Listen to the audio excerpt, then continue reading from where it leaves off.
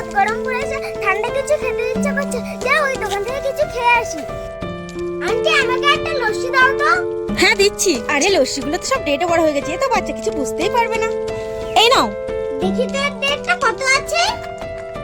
আরে আন্টি এটা তো স্প্রাইট, এইভাবে তুমি হচ্ছে বাচ্চাদের খাওয়াচ্ছ? বাবু আসলে আমি খেয়াল করিনি। শোনো না, তোমাকে কিছু টাকা দিচ্ছি, তুমি এই কথাটা কাউকে বলো না প্লিজ।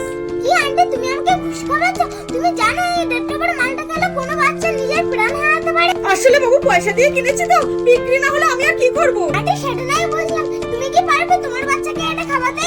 না। তাহলে যতগুলো প্যাকেট আছে সব বাইরে নিয়ে আসো, নাহলে কিন্তু আমি পুলিশকে ফোন করতে বাধ্য হব। ঠিক আছে। এগুলো ফেলে দাও। হ্যাঁ দিচ্ছি।